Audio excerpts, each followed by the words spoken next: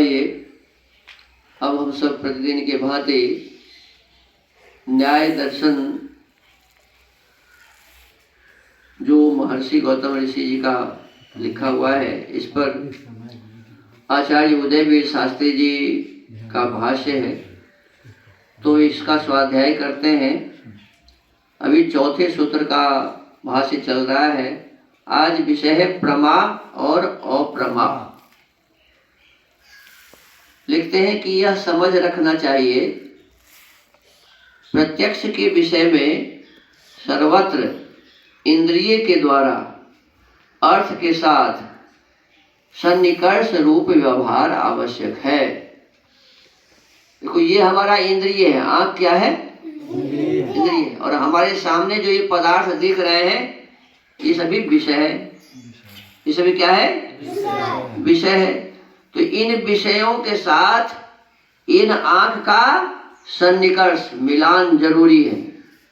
बिना इसके मिलान के हम प्रत्यक्ष नहीं कर सकते। बिना इसके मिलान के प्रत्यक्ष नहीं कर सकते। चीनी पदार्थ है। चीनी क्या है? और जिह्वा इंद्रिय है। जिह्वा क्या है? तो बिना उसके मिलान के हम चीनी के बारे में बता नहीं सकते। तो चीनी और इस जिह्वा का मिलान होना, इसी मिलान को सन्निकर्ष कहते हैं। क्या कहते हैं? हाँ, तो चीनी और जिह्वा का सन्निकर्ष जरूरी है। शब्द का और कान का, शब्द का और कान का सन्निकर्ष जरूरी है। गंध का और नासिका का सन्निकर्ष जरूरी है। ऐसे त्वचा का और स्पर्श का, जो पदार्थ जिसको हम छूना चाहते हैं, तो वो उसकी आवश्यक माने उसका सन्निकर्ष जरूरी है। ये कहते हैं कि इंद्रिय के साथ अर्थ के साथ सन्निकर्ष रूप व्यवहार आवश्यक है। कोई दृष्टा इंद्रिय साधन के बिना बाह्य विषय का प्रत्यक्ष करने में समर्थ नहीं होता। कहते कोई भी दृष्टा, दृष्टा माने आत्मा, मनुष्य, इंद्रिय साधन के बिना, हमारी जो इंद्रियां हैं, आँख, कान, नाक, जिह्वा, त्वचा, ये सभी साधन के बिना बाह्य विषय का प्रत्यक्ष करने में समर्थ नहीं होता। वह प्रत्यक्ष ज्ञान चाहे यथार्थ हो चाहे अयथार्थ हो, चाहे ठीक हो चाहे गलत हो, लेकिन होगा किससे? इंद्रियों से ही। यथार्थ ज्ञान को प्रमा कहते हैं।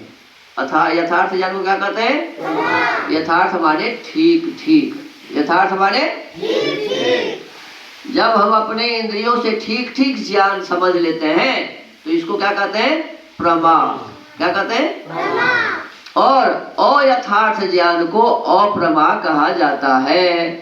यथार्थ ज्ञान आप समझ गए कि नहीं? कल बताया गया था कि जैसे मान लो हम एक खूंटा को देखते हैं। क्या देखते हैं? खूंटा को। और थोड़ा सा अंधेरा जैसे हो गया है, स्पष्ट दिखता नहीं, तो समझ में क्या आ रहा है कि कोई मनुष्य खड़ा है। क्या है? तो ये है अप्रमा। ये ज्ञान क्या हुआ जी? जब तक ये बना रहेगा, कोई टेढ़ा मेढ़ा सामान रखा हुआ है, अंधेरा है, जुलफुल, हम जा रहे हैं, मेरे मस्तिष्क में आया अरे सांप। क्या आया? अरे सांप है। वो रस्सी है। क्या? रस्सी। और मन में क्या आ रहा है? जितने देर के लिए ये ज्ञान मेरे भीतर में है सांप, तो ये क्या है? अप्रमा। रस्सी के बारे में जितने देर तक ये ज्ञान है कि ये क्या है? सांप है, तो ये क्या है जी? अप्रमा। तो प्रमा और अप्रमा समझ गए ना? बिल्कुल यथार्थ सही सही ज्ञान जो हो जाता है उसको कहते हैं प्रमा। और जब तक सही सही ज्ञान नहीं है और उसके बारे में उल्टा ज्ञान है, तो उसको कहते हैं अप्रमा। तो यथार्थ ज्ञान को प्रमा और अयथार्थ ज्ञान को अप्रमा कहा जाता है।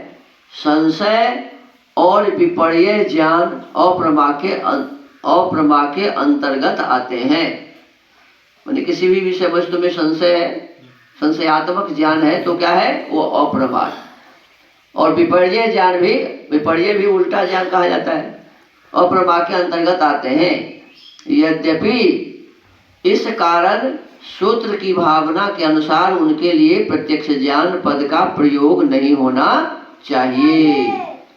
जब तक पक्का ज्ञान नहीं हो जाए तब तक इसके लिए प्रत्यक्ष ज्ञान पद का प्रयोग नहीं होना चाहिए।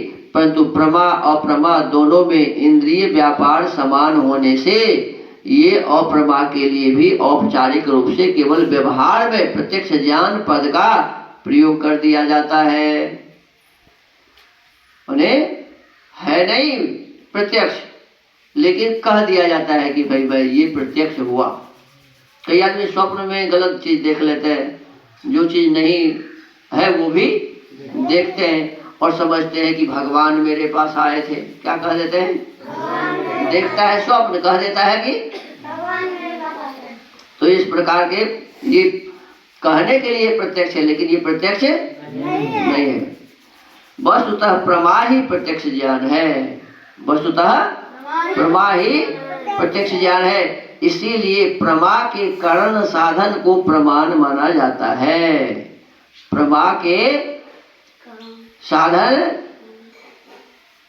प्रमा के करण साधन को, प्रमा के जिससे प्रत्यक्ष ज्ञान हुआ उसी साधन को क्या कहते हैं, प्रमाण माना जाता है।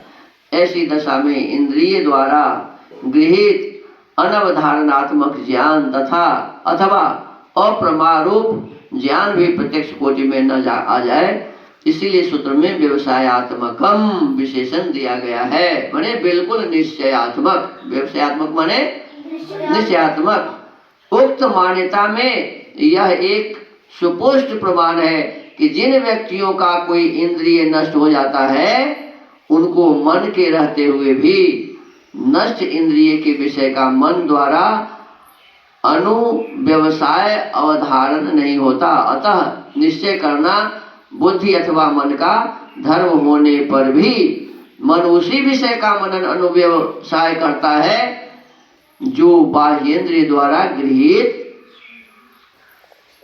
हो। माने मन भी किसको सोचेगा, जिसको देखा रहेगा उसी ने को ना, जिसको नहीं देखा उसके बारे में सोचेगा नहीं सोचेगा। इसीलिए अंधे को रूप का, जो जन्म से ही अंधा है उसको वो बता सकता है कि कितना लंबा है, चौड़ा है, कैसा है, उजला है, पीला है, बता सकता है क्या? तो कहते हैं इसी कारण अंधे को रूप का एवं पूर्ण बधिर को, जो जन्म से ही बहरा है, कुछ नहीं सुनता है, तो ऐसे को शब्द का कोई मतलब होगा क्या? शब्द का अनुव्यवसाय मन की विद्यमानता में भी नहीं होगा, नहीं होता। क्या मन तो है मेरे पास, लेकिन यदि आंख नहीं है तो रूप को नहीं हम कह सकते, और कान नहीं है तो हम शब्द को नहीं कह सकते। इसी प्रकार सभी इंद्रियों के संबंध में समझिए। अब आज स्वाध्याय के क्रम को यही विराम देते हैं। ओम